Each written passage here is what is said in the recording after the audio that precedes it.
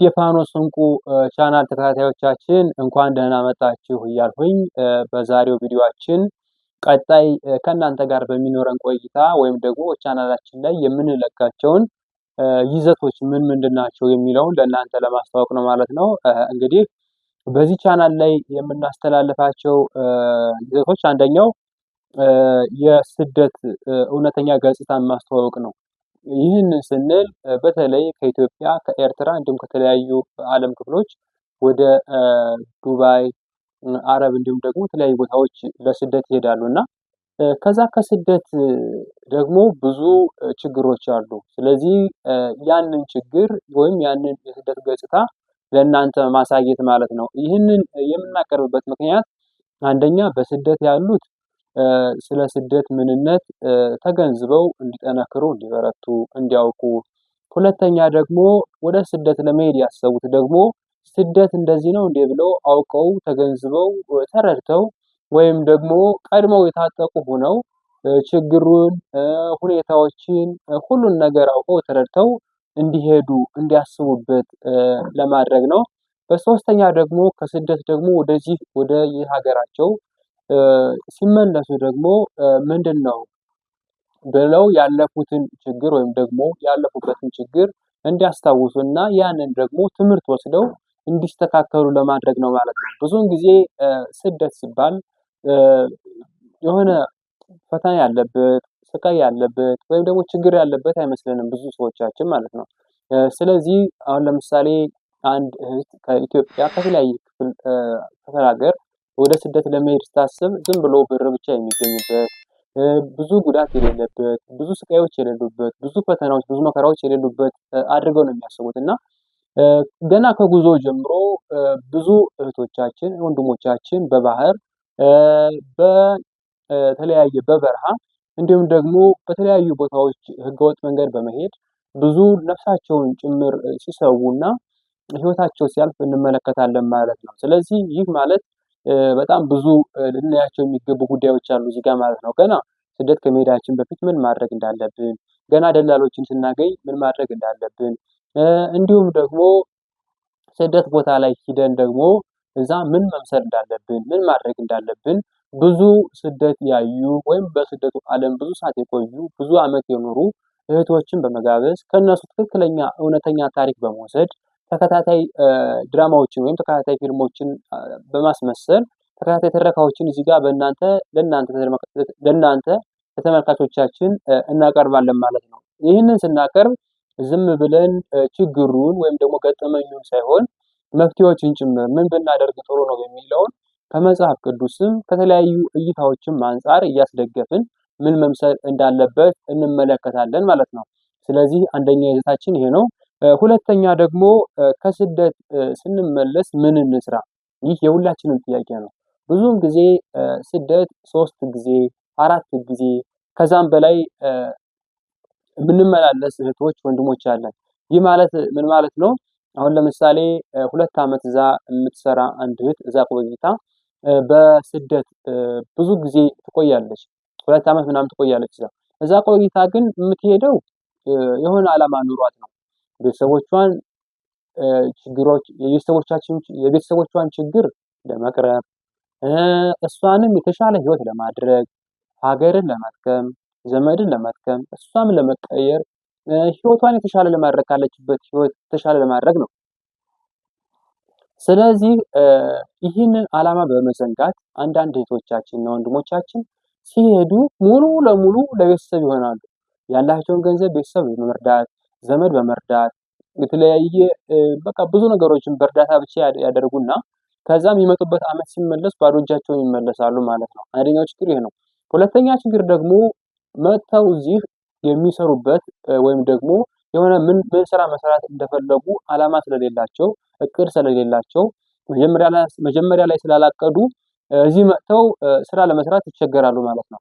ስለዚህ በዚህ ቪዲዮአችን ወይም በዚህ ኮንተንታችን ደግሞ የሁለተኛው ላይ ማለት ነው ከስደት ስንመጣ ወይም ከስደት ስንመለስ ምን ቢዝነሶችን ምን ስራዎችን ብንሰራ ያዋጡናል፣ እንደ ኢትዮጵያ እንደ ኤርትራ እንዲሁም ደግሞ በተለያዩ አካባቢዎች ደግሞ ምን ስራዎችን ብንሰራ ያዋጣናል፣ ያንን ስራ ለመጀመር ምን ምን ያስፈልገናል?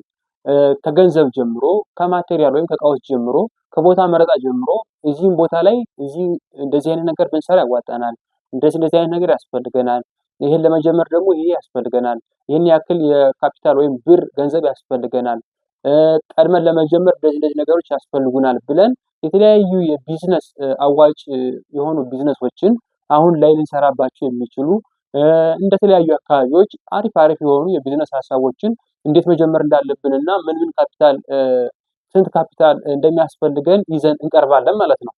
በሶስተኛ ደረጃ ደግሞ የማህበራዊ ሚዲያ ተጽዕኖ።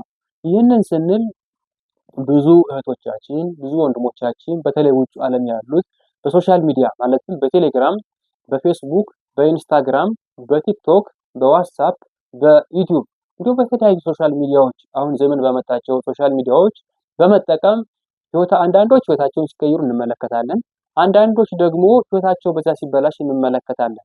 ይህንን ስንል ብዙ እህቶቻችን ወይም ወንድሞቻችን የተለያየ የፍቅር ግንኙነት ባልሆነ በማያውቁት ሰው በሶሻል ሚዲያ ላይ ግንኙነት በመፍጠር ገንዘባቸውን፣ እውቀታቸውን፣ ህይወታቸውን፣ ኑሯቸውን፣ ቤተሰባቸውን ጭምር ሲያናጉ እንመለከታለን ማለት ነው።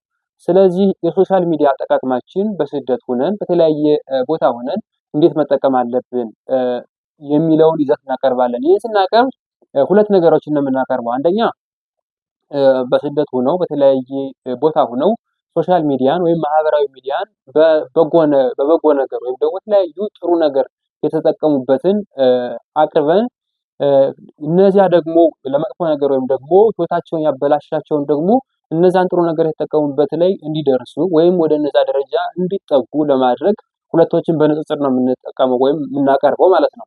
ስለዚህ በሶስተኛ ደረጃ የማህበራዊ ሚዲያ ተጽዕኖ በሚል እናቀርባለን። ይዘታችን ይህን ይመስላል ማለት ነው። አራተኛ ደግሞ እርስዎ ቢሆኑ ምን ያደርጋሉ የሚል ፕሮግራም እናቀርባለን። ይህ ማለት ምን ማለት ነው?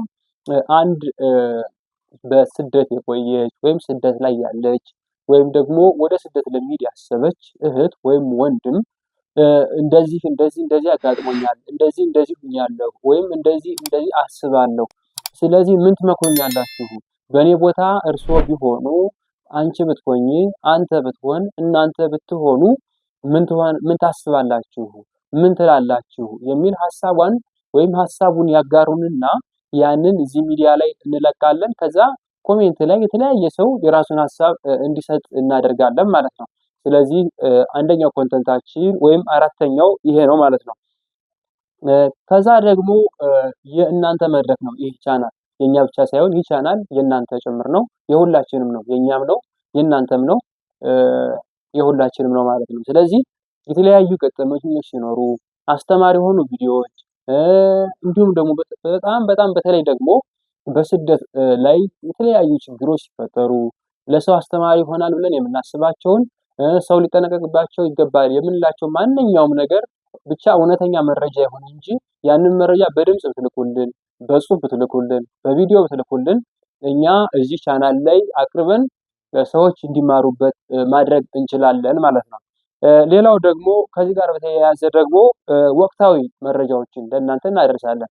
አዳዲስና ወቅታዊ አንገብጋቢ የሆኑ መረጃዎችን ለእናንተ እናደርሳለን። ስለዚህ ይሄንም እናቀርብበታለን ማለት ነው። ሌላውና የመጨረሻው ደግሞ አዳዲስና የሚያማምሩ እንዲሁም ደግሞ ተመልካቾቻችን ቢያዩዋቸው ቢመለከቷቸው መንፈሳቸውን ያድሳሉ፣ አእምሯቸውን ይለውጣሉ፣ ደስ ይሰኙበታል የምንላቸውን መንፈሳዊ ቦታዎችን፣ ገዳማትን፣ ታሪካዊ ቦታዎችን፣ የቱሪስት ቦታዎችን፣ የሚያማምሩ ፏፏቴዎችን፣ መልክዓ ምድሮችን፣ ተራራዎችን፣ ሸለቆዎችን እና በአጠቃላይ በጣም የሚያማምሩ ለአይን የሚስቡ ቦታዎችን ለእናንተ እናሳያለን፣ እናቀርባለን ማለት ነው። ስለዚህ ውድ ተመልካቾቻችን ይህንን ቻናል ከላይ ቅድም እንዳልኳችሁ የእኛ ብቻ አይደለም፣ ይህ ቻናል የሁላችን ነው። ስለዚህ ለቻናሉ አዲስ ከሆናችሁ ሰብስክራይብ በማድረግ እንዲሁም ደግሞ ሀሳብ አስተያየታችሁን ይህንን ብታቀርቡልን እያላችሁ ኮሜንት ላይ መጻፍ ትችላላችሁ። ሀሳብ አስተያየታችሁን መጻፍ ትችላላችሁ፣ መላክ ትችላላችሁ ማለት ነው። ስለዚህ አዲስ የሆናችሁ ሰብስክራይብ አድርጉ፣ ላይክ፣ ሼር፣ ኮሜንት አድርጉ። መልካም ጊዜ ይሁንላችሁ።